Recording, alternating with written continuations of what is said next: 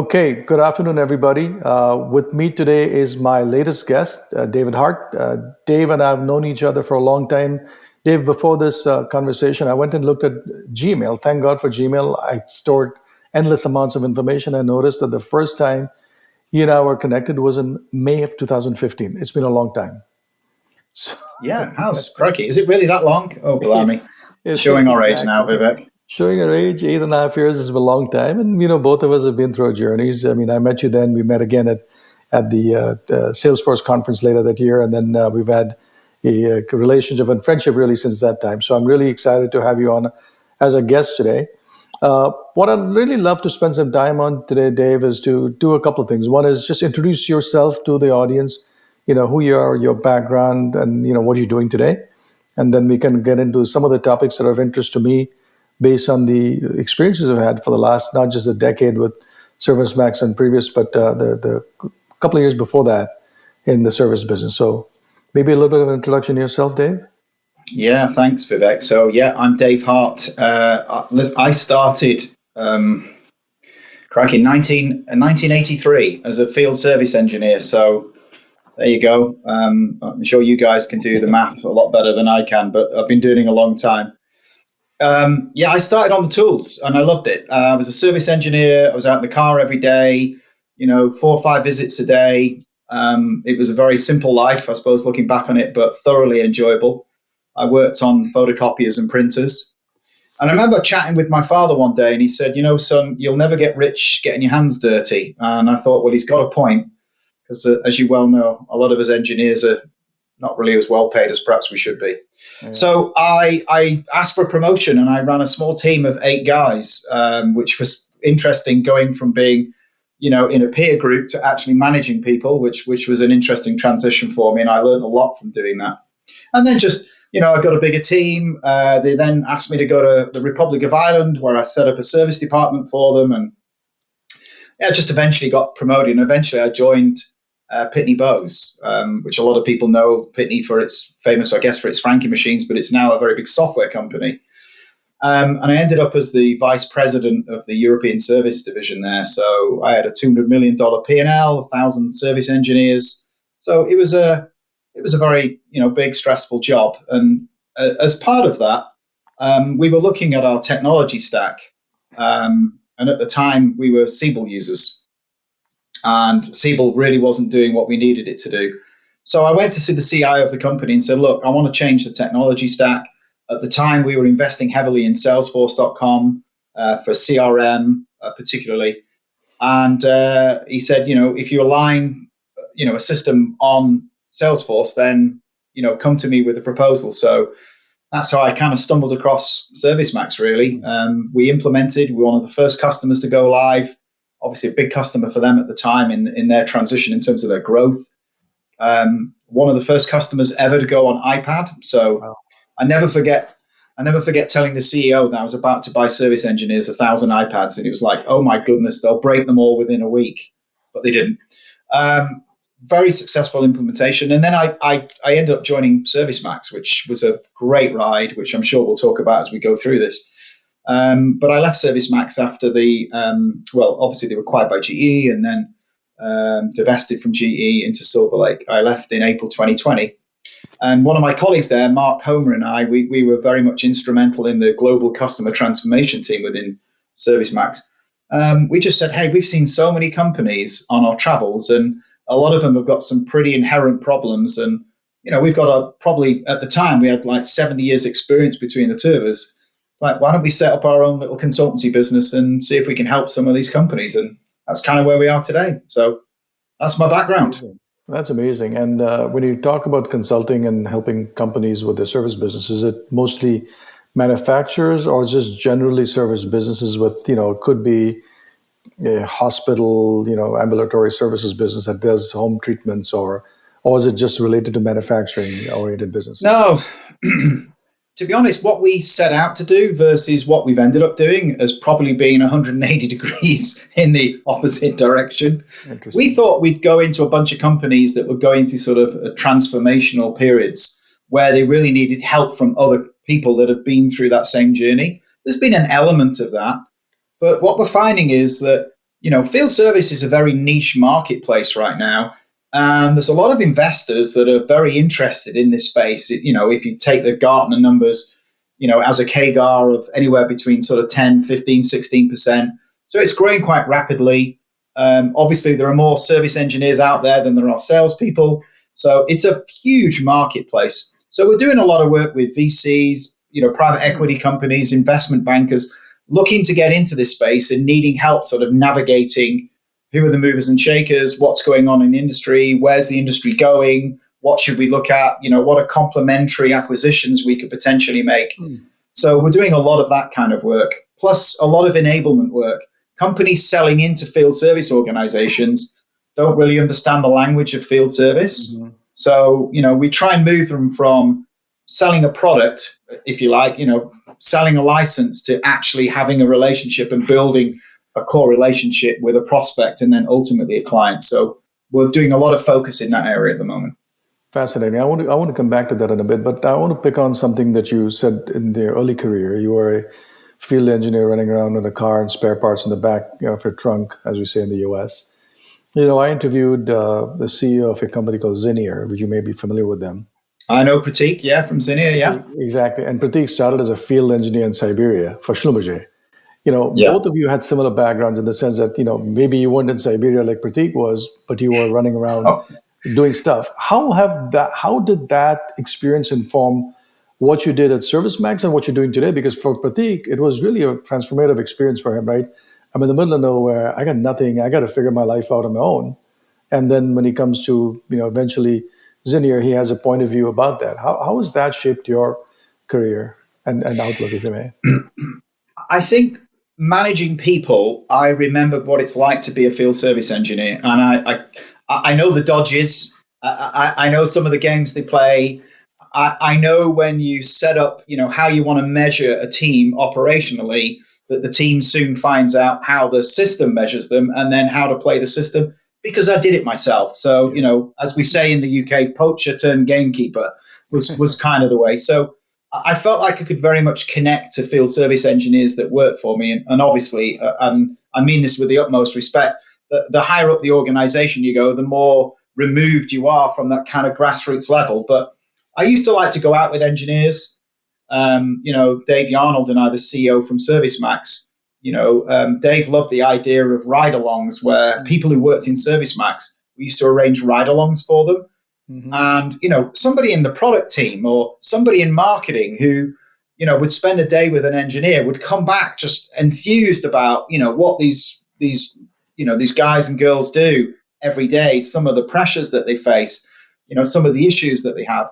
And I think that really helped us embed into our product, trying to come at this from the engineer's perspective, rather than some of the high level, perhaps business objectives that you may drive into a product like ServiceMax. What's it like from the bottom up and how to use ServiceMax? So I'll give you a good example. I sat with a prospect one day and they were going, we love this tool, and why don't we get it to do this? And can we get ServiceMax to do that? And I was going, hey, this is great. But, you're going to build something like 120 button presses for a service engineer to close a work order, given the amount of information you want. Then you've got to think about the experience from the service engineer. They're going to hate that system because it's just become just a big admin burden. So having those kind of experiences from grassroots level and be able to bring those forward, both into Pitney and ServiceMax, I think helped me a great deal. When you explain the way you did it in terms of real life, living a job, doing a job, and therefore the impact on the technology and tools you develop, and you translate that in the role that you took on with ServiceMax, and to some degree what you're trying to do now with Field Service Associates, which is a notion of transformation. I've always been fascinated by the title you had in the early days before you took on customer success as well. What was the transformation that you guys were trying to either enable or engender or help your customers manage? What was going on in your customer base back then? Yeah, it's a great question. When Dave and I originally discussed me joining ServiceMax, I said, what role do you want me to play? And he said, I've no idea, but I just know we need somebody like you in our organization. I want somebody that's run a big field service organization, and I want somebody that's implemented ServiceMax and knows, what that journey looks like. So I said, okay, so, what do you want the title to be? And we over email banded around all of these titles. And in the end, we came with global customer transformation. And the reason we chose the word transformation, we thought it was important. There were a couple of things that needed to happen. I mean, I joined in 2013. And if you read the Gartner Magic Quadrant in 2013, all they ever talked about was scheduling and optimization. Mm-hmm. It was all about Click and TOA and Schedule 360, those kind of guys. And field service is far more than that. And we had to do a lot of education. We had to kind of transform the perception that the market had about what field service management software really stood for. And I think we did a really good job with Gartner. I mean, if you remember the journey of ServiceMax, we went from bottom left in the quadrant way up to sort of top right and became very much one of the leaders in the space because we were incredibly forward thinking as an organization and constantly innovating. So I think that was my first job. So Dave literally threw me out into the world and said, go to seminars. I want webinars. Let's do white papers. Let's do thought leadership. Let's try and educate the market and transform the market to understand what field service is really all about. So I think that was the first element of my role. The second is it became really important to us as an organization to differentiate ourselves with companies trying to go through a transformation journey. And we often use the term that a lot of salespeople will visit potential customers and their job was about the license and our job was about the journey, the transformation journey we wanted to take them on. We didn't just want to sell somebody a ServiceMax license and say, there you go, good luck with the implementation. So we wanted to go with them on the journey. So we ended up hiring 7 people in that group, and they were all ex-industry leaders, people who'd run big field service organizations themselves. And probably one of the best engagements I had with the client. We had a prospect come in to see us, and they said, listen, we spent all day yesterday with Salesforce and we love their solution. We really did. We were bowled over by it. And frankly, you guys need to knock this out of the park today.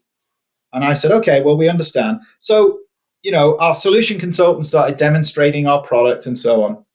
And then we started asking the client some questions about their own business. And the beauty about running a big organization and helping companies transform is, we could go as deep as they wanted us to go because we know field service and we know how they operate, sometimes better than they know how they operate. And I remember this prospect turning around to him and he said, wow, you guys really understand this space. And we said, yeah, absolutely. Mm-hmm. So from that, we talked about building Field Service University. Mm-hmm. So everybody in ServiceMax went through Field Service University, from the lady that answered the telephone on our reception right through to the CTO of the company. Everybody went through it, and obviously to differing degrees. So people like our solution consultants would spend 4 or 5 days being taught about how field service organizers operate, how they're measured, what are some of the operational factors, what are some of the fiscal factors, and we believe that really gave us an edge. So transformation was very much part of my role, both with the marketplace, both with customers, and then internal transformation for ServiceMax itself.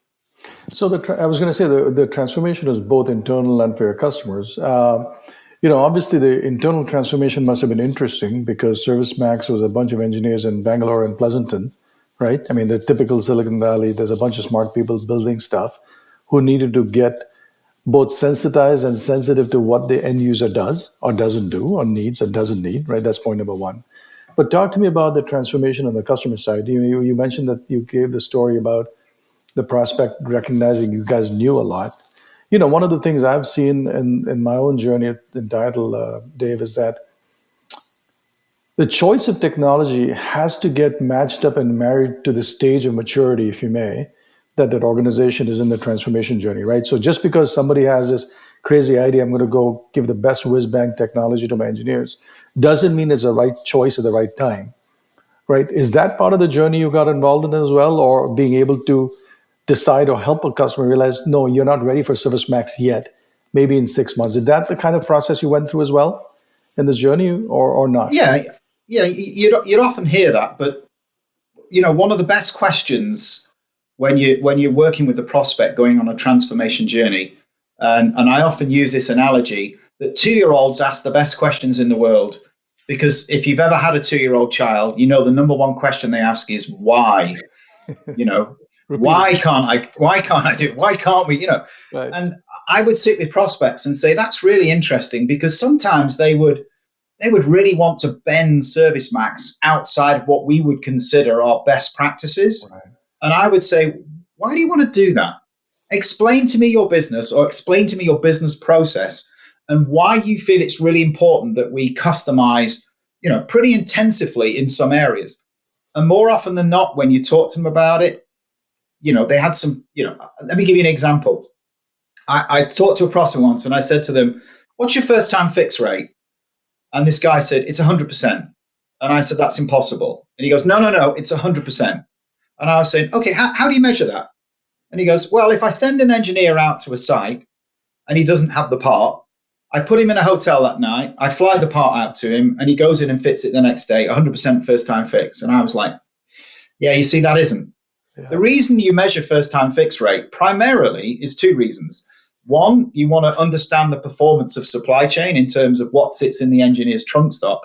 But probably most importantly is you're measuring customer satisfaction through first time fix rate, because they don't want the engineer to go and not fix it first time. And I said, if you look at the analogy you've just told me, your customer is down all day and all night because the engineer can't fit the part to the following day. So you're not really measuring what you need to measure things like the customer satisfaction. So there's a lot of work we do with education, the transformational education about what is a SaaS solution and what's it actually going to do for your business, and how is it going to change the way you operate as a company, and how do we make sure that you don't bend this thing into these weird shapes where it becomes unwieldy ultimately. Because the problem with customization is when you start in a SaaS environment is when you do upgrades. Because every time you have to go through a ton of regression testing because you have a bunch of these changes that you've made. So we spend a lot of time from a transformational perspective educating customers and prospects about how they go through this journey and get the end result that they ultimately are looking for. And that there's a lot of skill involved in that. So when you do that, did you ever have the situation where you look at a customer and go through these different discussions and why, when, and how, and so on and so forth, and say, geez, I think what you need to do is not quite in ServiceMax, or more importantly, here's the 3 recommendations I would do for you as your fellow peer, as a fellow field service VP. Here's what you should go do before we come back to this discussion again. Did you ever have those kind of hard discussions with your customers or prospects? Yeah, I mean, look, you've always got the pressure in a fast-growing SaaS business where it's about license growth, right? It's about ARR. That's how a company like ServiceMax gets to value. But a lot of what we do is connect prospects and new customers with existing customers. So we do things like our CSO Summit, Chief Service Officer Summit, and we'd always have a bunch of prospects in the room, absolutely. But we'd also have people 6 months into the journey, 12 months, 2 years, 5 years into the journey. And that was incredibly powerful because people are listening to a peer group, like-minded companies, maybe with the same kind of engineer headcount, or even in some cases in the same type of industries, listening to the experiences of others and what they've been through. And sometimes it was a case of don't take our word for it. Go talk to some of our existing clients who've been on the journey you're on and what they've learned from this and what they would do differently. And I think that's where the relationship and the trust comes in your relationship, because it's not always sunshine and roses. Right. Not every implementation goes in beautifully and slides in and they get immediate value from it. People do have problems. Yeah. But the ability to connect them with other customers who've been through that same journey, I think, is really, really important. So that was part of the whole thing, is building as part of the transformation journey, connecting them with other people in the same part of the process as who've been through the experience, so they know what to look out for and what not to look out for. Absolutely, yeah. Well, I'm going to ask you a couple more questions on this transformation thing, because to me, it's actually fascinating, right? I've come from a similar background in the sense that I'm not a software guy. I just happened to start a software company. But having been an operating leader for a long time, I recognize that this whole notion, I call it a trifecta of people, process, and technology, has to really be in harmony all the time for success to take place. When you consider the market you sold to, which is anybody in field service, and I'm going to now bias it a little bit towards my sphere of maybe expertise or knowledge is, which is manufacturing companies with service. What trends did you see? What are the things you saw in your target market personas, maybe the VP of service? Because at Entitled, we sell to the VP of service. What are the changes you saw over the last 10, 15 years in that persona called VP of service in manufacturing that look and say, look, here's what I've seen them evolve into over time? Because I'm curious about that from the transformation mindset and perspective. Yeah, it was interesting. I mentioned before that I left Pitney in July 2013. I had a $200 million P&L, but my maximum sign-off for capital expenditure was $2,000. I would go to a QBR, sit in the boardroom with the CEO and the CFO. Each region had 2 hours to talk about their business performance. We'd spend an hour and 50 minutes talking about how much tin we'd shifted. And more often than not, the CEO would kind of lean across his desk and say, are you still making me a pile of money in service? And it was like, well, yeah, we kind of are. So I see it changing. I remember talking to a service leader in one of our prospects in ServiceMax, and the guy had come from the sales organization. And I said to him, what have you done to the CEO to upset him so much that he gave you the service job? And he said, well, it's not quite like that. He said, we have this very forward-thinking CEO who now understands that service is a business in its own right. And he wanted somebody to run it that had very much a kind of sales methodology to it. So how do I maximize the value from my service company? And I'm seeing that more and more now.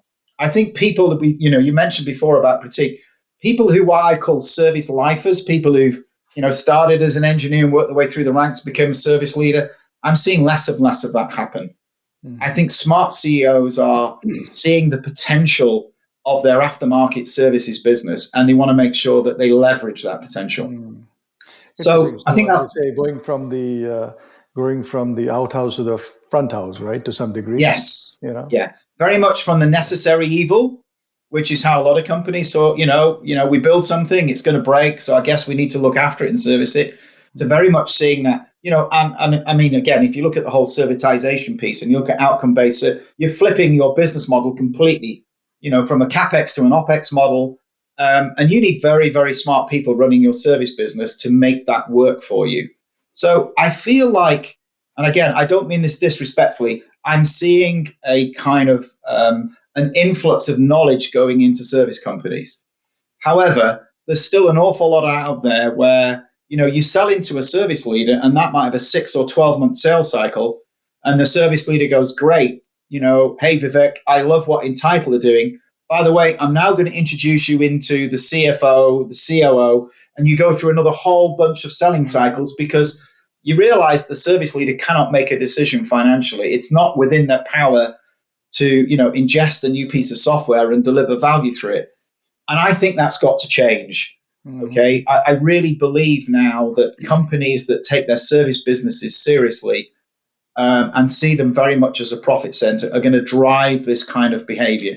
So I'm hoping some of those sales cycles will get shorter because, service leaders, like anybody else on the C-suite, need to have their feet in the fire. They need to make sure that what they invest in is going to deliver value for their organization. I hope you're going to start seeing those changes, Vivek. It's actually well overdue, right? So, just like you, I've been around the block a couple of years. And back in 98, when I was at GE, the same company you and I both worked for, except I was there a couple of years before you, Jack Welch was the CEO, service was ascendant, and they were putting the best and the brightest in services to run service organizations. To the exact point you made, which is this is a business. We need people who are forward-thinking, progressive, aggressive, all the stuff you want to do and getting there. And I think those are the kind of jobs that were coveted, by the way, back in 98 at GE, right? And that's what kind of led me to start thinking about service as a big deal when I started Entitled. And to a disappointing degree, I'd say, that I noticed that a lot of what is going on is exactly what you said. My signature authority is $10,000, maybe not 2,000 anymore, 10,000, right? It wasn't really meaningful. And I think seeing that shift has been really important to me to see it. Coming back to your point about sales cycle, what we're seeing actually an interesting shift, and this is something that goes back to the description you gave about Field Service Associates. we have seen that the fastest sales cycles for Entitle are in companies that are sponsor or PE owned companies. Because the private equity investors are very clear minded about the fact they need to see accelerated revenue growth and accelerated EBITDA growth and absolute EBITDA growth. And guess who, the smart guys know that you're going to get it from the aftermarket and services business at 20, 25, 30% or more operating profit, right?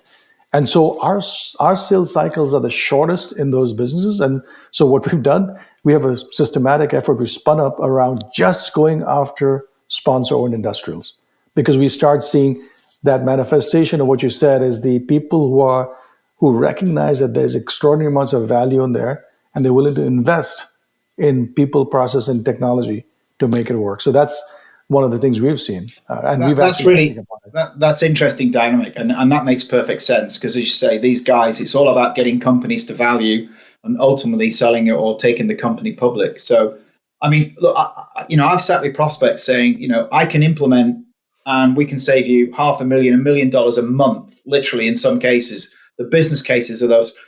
And then you find it sits in a 9-month sign-off process.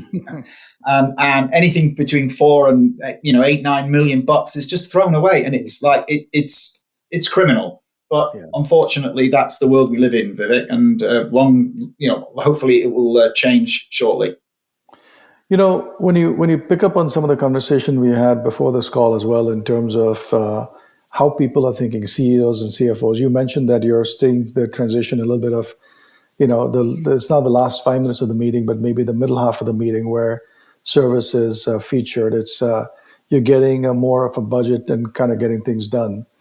When you think of the work you're doing in the new role as principal at Field Service Associates, advising companies, is the advice also oriented towards some of these discussions with the CEOs of this company saying, hey, look, you ought to give prominence to your service organization? Or is that still I don't say minefield, but it's a problematic discussion to have with some of the CEOs you work with? Yeah, I think the best analogy is it's like pushing water uphill, unfortunately. Smart CEOs get it. And that there are a lot out there that, they are continuing to sort of peddle the whole, we just need to shift product. That's the way we're going to dig ourselves out of the situation. Capital investments now are hard for organizations. Cost of capital is rising dramatically. There's inflationary pressures. There's a lot of companies that are holding on to, some of their large assets and not replacing them perhaps as often as they used to do. So I think slowly but surely, I'm seeing this shift of CEOs saying, where does my next buck come from? Because I'm flogging my sales engine really hard and I'm not getting the results I need. Where else can I look to? So in a way, these sort of inflationary pressures, cost of capital, in a way, I think is probably ultimately going to help a lot of service organizations in terms of, having the organization focus on where they can generate, revenue, certainly, and generate additional EBITDA from. So, conversely, strangely, it may actually help us in the midterm. I think you're right about that. The other thing that might be interesting for these companies to think about is the consistent theme I've heard from most service leaders that I talk to, for the last many months is, I will not have the right kinds of people in the right kinds of quantities in the right place in the next 2-3 years, because candidly, people like you and me are retiring, and the next generation coming in either doesn't want to get their hands dirty, literally and figuratively, or just not being recruited fast enough to replace them. And so there's this big combination of brain drain and lack of skills coming in, which is going to create this extraordinary pressure on these companies to do something different. Are you seeing that in all the conversations you've had for the last few years? Yeah. If service leaders don't recognize it now, if you look at any surveys of service leaders right now, it's becoming the number one issue for them. So I think there's a whole bunch of things going on. You're absolutely right. We've got a generation of people with an awful lot of experience, and primarily, those people are like ex-armed forces, maybe, tradespeople that have had apprenticeships in electrical or mechanical engineering, who've been very much the lifeblood of a lot of service organizations. And they're being replaced now by millennials and Gen Zs that are coming in. And these people, want a completely different experience if they're going to go into the world of field service. They want information quickly. We're working with a company at the moment called InSkill that are developing this whole idea about what they call an AI wingman or an AI technician. Using generative AI to develop knowledge on products that are specific to that particular asset, and building these incredible knowledge centers for engineers with a much lower skill set to be able to come in and fix very complex equipment. So it's really interesting watching what they're doing to address some of these situations going on in the marketplace right now. So I absolutely, if you're not lying awake as a service leader right now, wondering where your next hire is coming from, I can assure you, if you're not doing it now, you very much will do in the future. And this whole idea about blended workforces, a bunch of W-2s and 1099s, managing contractors is incredibly complex, and there's lots of that as well. So it's a big issue for field service companies coming up. Absolutely, it's the number one issue as far as I can see. But some of the things we just talked about, or you just explained in terms of even this InSkill example you gave me, I actually think that those pressures from the lack of people or lack of resources, the famous do more with less, it's going to get even worse. This CapEx slowdown we've seen is going to require more service revenue, more service margin, more service everything. And then you just don't have the technology in place. I actually think, believe it or not, it's going to create this investment cycle in things like InSkill and things like some of the technologies you and I have been around for the last decade. Because without those technologies, these manufacturers and the service leaders will simply not be able to do what they need to help the business out. And I'm thinking that IoT will finally come of age. I mean, look, I've been around some notion of IoT for the last 25, 30 years. It's still not widespread. It's still not mature, right? But it has to happen sooner than later. So I'm hoping that some of these pressures are going to create this investment climate, if you may, despite all the CapEx issues, to start investing in the technology. But at least that's what I'm seeing. Now, as we kind of wrap this thing up, Dave, last couple of minutes, a couple of questions for you. We talked about some of the changes you're seeing in the service leadership and how CEOs are thinking about it. We've seen some of these pressures people are facing. If you were to go to some of the people you work with, be it funds or the company CEOs, what are the couple of pieces of advice, or what are the kind of things you would say to them? Like, look, if I were you, I would focus on A and B and C for the next 3 to 5 years. In the context of everything that you've lived in terms of service, what are the 2 or 3 things you'd tell them? Yeah, I think I don't see organizations having an appetite for rip and replace right now. If you look at some of the large legacy systems that they have, it's too costly. Excuse me, it's too painful for them. Companies that come in with SaaS solutions that have very quick return on investments, I think, are music to the ears of CFOs, particularly at the moment. How can I implement something in my existing technology stack that will integrate fairly straightforwardly and deliver value, deliver a return on investment? And I'm talking about return on investment in a matter of months. So the whole rip and replace isn't going to happen anymore. People need to come in with placements of, spot placements of SaaS solutions that cure real world problems, drive efficiencies or revenue generating dollars to the top line of an organization that can get to value really quickly. I think that's the number one thing I'm seeing right now. I see a big appetite in companies for that kind of technology. I don't see an appetite for companies that have this whole sort of rip and replace idea. I think companies realize ripping out a CRM or an ERP is, how many times have you spoken to a company and said, we're 5 years into our ERP replacement? It's like 5 years. Oh my goodness. So, they need something that can come in. It's almost like a plug and play approach with a SaaS solution that has, real demonstrable value that you can, certainly in a business case, show them how they're going to get to value. And then once you implement, realize that value really quickly. I think companies with those kind of solutions are going to make there's plenty of hay to be made out there in the next few years. Good. No, I think that's right. And I think the rip and replace era is gone. I think it's just, I'm seeing that more and more companies are trying to put almost like a superficial skin in the old stuff to kind of make it work and kind of get by. And this notion of quick turnabout, quick ROI is a big deal. A quick payback is a big deal. Dave, I think I could keep going on for a long time. There's a lot of things in my head that every time I listen to one of these last few words you said, there's more questions that come to mind. But I'm going to be mindful of your time. I'm going to be mindful of the time that most of our listeners have very bite-sized windows to listen to this stuff. But I think this is a fascinating conversation about not just the experience you've had, but how the transformations are occurring, the kinds of things that service leaders and manufacturing CEOs need to keep in mind as you go through, and really what the future holds in terms of the next generation of workers and the technology that goes along with that. So I thoroughly enjoyed the conversation, David. Thank you so much for taking the time today, and looking forward to maybe having you as a guest again in the near future. Pleasure, and good luck to Entitled. Thanks. Thank you so Vivek. much. Thank you, David.